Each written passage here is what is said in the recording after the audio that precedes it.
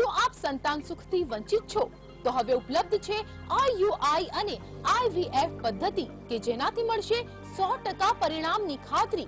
અત્યંત આધુનિક સાધનોથી સુસજ્જ બાવીશી વ્યંધત્વ સંસ્થાના ડોક્ટર બાવીશી આપશે સચોટ માર્ગદર્શન અને ફાયદાકારક ટિપ્સ। નિહાળો વ્યંધત્વને પડકાર બુધવારે બપોરે 4 કલાકે, પુનઃ પ્રસારણ રવિવારે બપોરે 2:30 मात्र निर्माण न्यूज पर।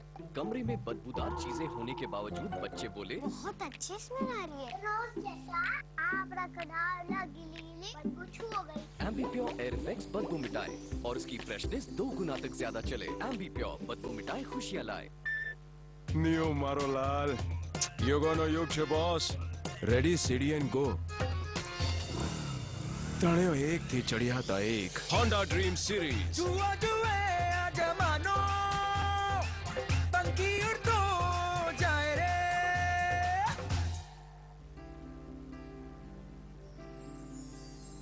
मेरी फैमिली एक ऐसा एहसास जिसके बारे में मैं कह नहीं सकती, बस महसूस कर सकती हूँ। जब भी घर से दूर जाती हूँ अजीब लगता है। सुबह सुबह भाभी मुझे बेड टी देती थी, पढ़ाई के लिए ही सही, पर मिस करती हूँ। ऐसी चाय के लिए मैं कुछ भी करूँ। सुबह सुबह पूजा करना, वो अगरबत्ती की महकी महकी खुशबू मैं कभी न भूलूं। और वो घर के खाने की महक और स्वाद, उसे कैसे भूल सकती हूँ। आज फैमिली से दूर होकर भी पास हूँ। राजानी चाय, अगरबत्ती, मसाला और माचिस, जीवन भर का अटूट बंधन। नारायणा मल्टी स्पेशालिटी હોસ્પિટલ ખાતે હૃદયને લગતી ઇમરજન્સી સારવાર 24 કલાક 365 દિવસ ઉપલબ્ધ। અમારી emergency helpline 898000 8147।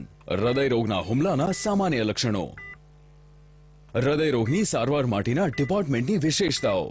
Narayana multi speciality hospital, Rakhial police station સામે, અમદાવાદ। Emergency helpline 898000 8147।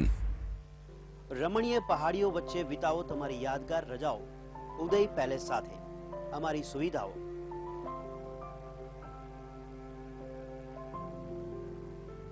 उदय पैलेस रिसोर्ट अने hotel, Amdavad road highway, NH8 Barapal, Udaipur, Rajasthan.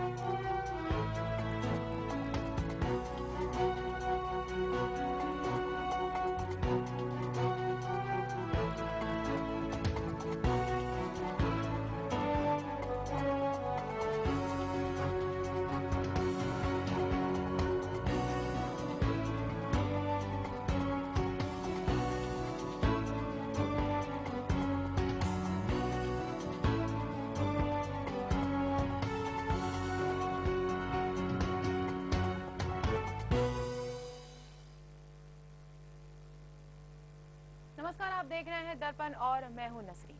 दक्षिण भारत की एक महिला धर्मगुरु ने जिस्म फरोशी के धंधे को, वेश्यावृत्ति को उन्होंने वैध करने की मांग की है। उनका कहना है कि दुष्कर्म इसी वजह से बढ़ रहा है क्योंकि वो अवैध कहा जाता है भारत में। उन्होंने यहाँ तक कि लड़कियों द्वारा पहने गए छोटे कपड़ों को भी इन वारदातों के लिए काफी जिम्मेदार ठहराया है। और आज इसी मुद्दे पर हम चर्चा करेंगे। अवैध क्या होगा वैध?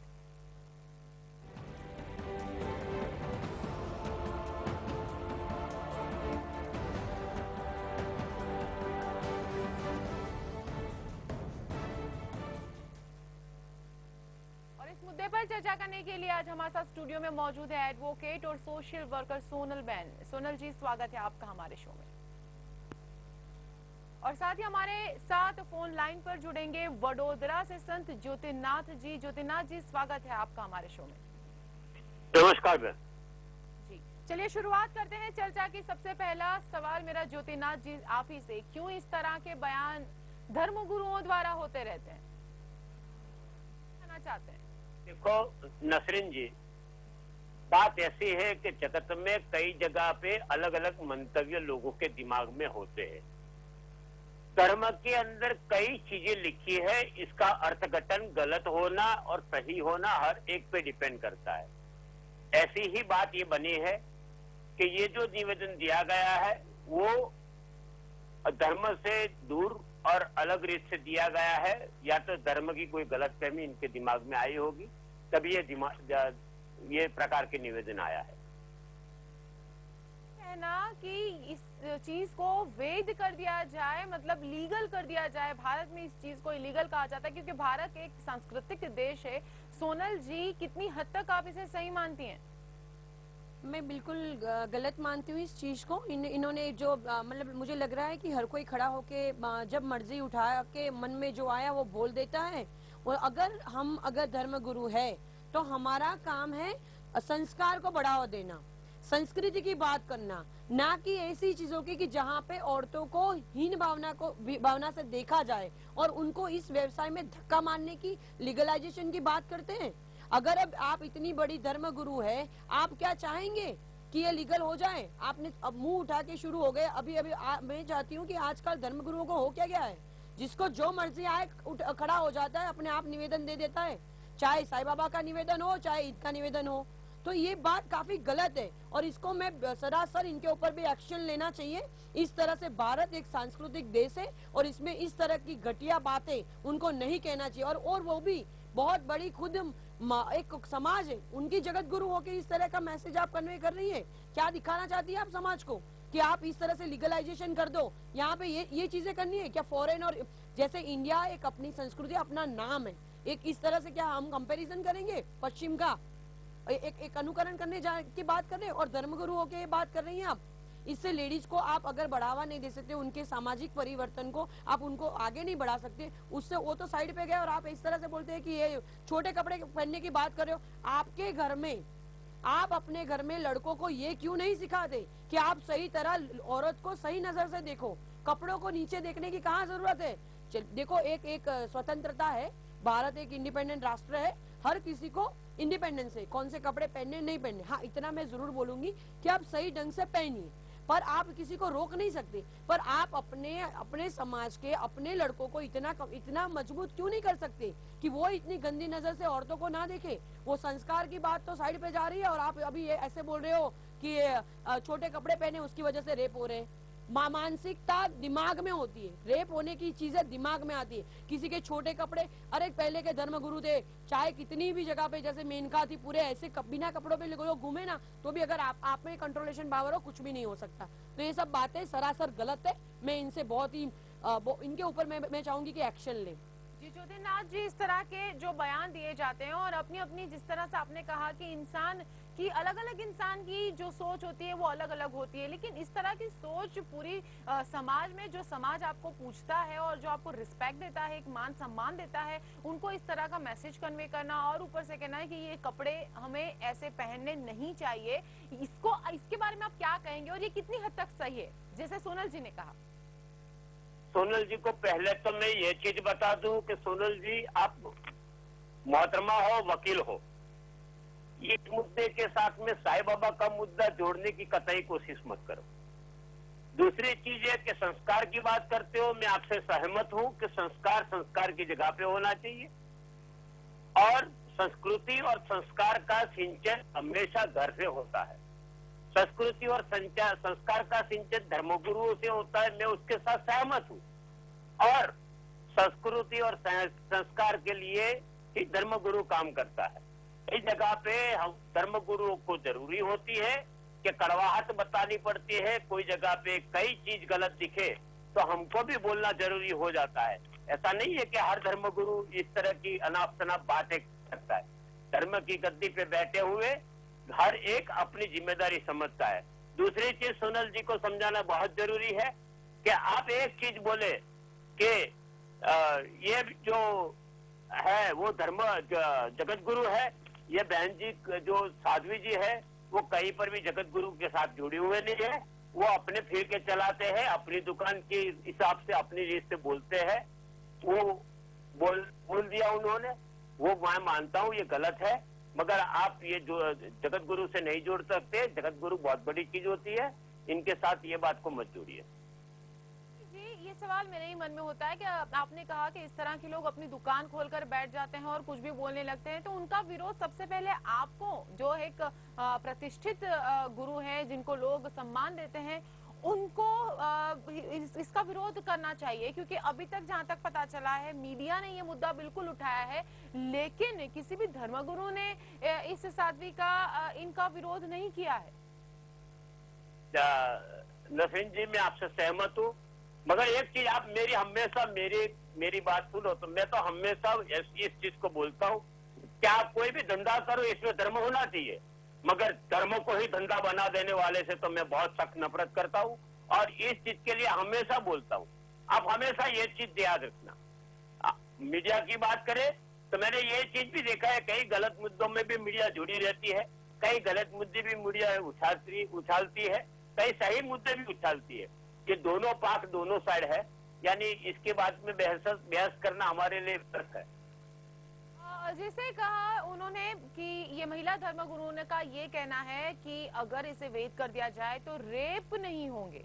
इसका मतलब उन देश में जहां पर ये लीगल है वहां पर रेप नहीं होते। आप इस निवेदन को कितना सही अपने तरीके से ठहराते हैं? मैं एकदम इस निवेदन को सही नहीं ठहराता हूँ।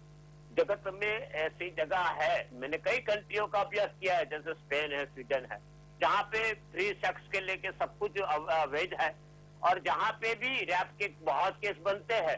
तो ये चीज से रैप का कोई ताल्लुकात नहीं होता है और रैप को वेश्यावृत्ति को प्रवृत्ति को मान्यता देने से कुछ हो जाएगा, ये मैं मानता नहीं हूँ कि रैप का रेशियो कम हो जाएगा। मैं इससे सहमत नहीं हूँ।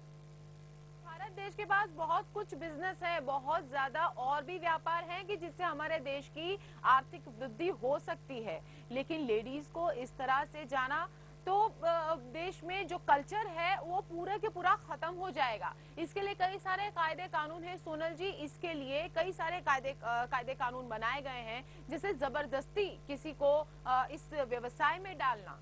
तो इस तरह के साथ भी जो इस तरह की प्रेरणा देते हैं उनके लिए किस तरह के कायदे हैं और उन पर किस तरह से एक लीगल प्रोसीजर होना चाहिए? मैं यही चाहूंगी इनकी, जैसे इसको ह्यूमन ट्रैफिकिंग कहते हैं। ह्यूमन ट्रैफिकिंग में किसी बच्चे को या फिर किसी औरत को कि इस तरह से इसी व्यवसाय में धकेलने के लिए अगर आप इस तरह से करते हो तो आपके ऊपर एक्शन में 10 साल तक की सजा की भी मतलब है, यहाँ पे प्रावधान है संविधान में। पर अगर आप इस तरह का स्टेटमेंट देते हो तो इनके ऊपर मैं चाहती हूँ कि सामाजिक कार्यकर्ता होंगे वो भी उनके ऊपर एक याचिका और उनके ऊपर FIR दर्ज हो सकती है, क्योंकि इससे हमारी धार्मिक भावना को ठेस पहुँचती है। आप अगर लेडीज हो के अगर लेडीज की रिस्पेक्ट नहीं कर रहे हो, अगर मैं खुद ही बोलूँ तो मेरे को बहुत ही धक्का लगा है। जो लड़की अगर इस धंधे से जुड़ी हुई है, क्या उसको पसंद है ये धंधा?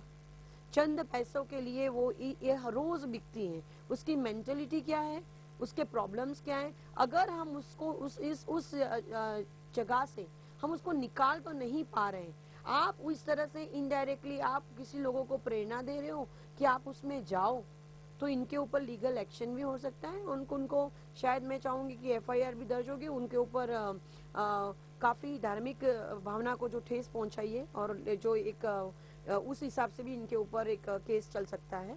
और कोई सामाजिक कार्यकर्ता मैं चाहूंगी कि इनके ऊपर एक्शन खुद FIR करवाए और हम भी चाहेंगे कि हम भी कुछ उनके ऊपर एक्शन ले कि हालांकि नेक्स्ट टाइम कोई इस तरह का स्टेटमेंट आके खड़ा ना दे।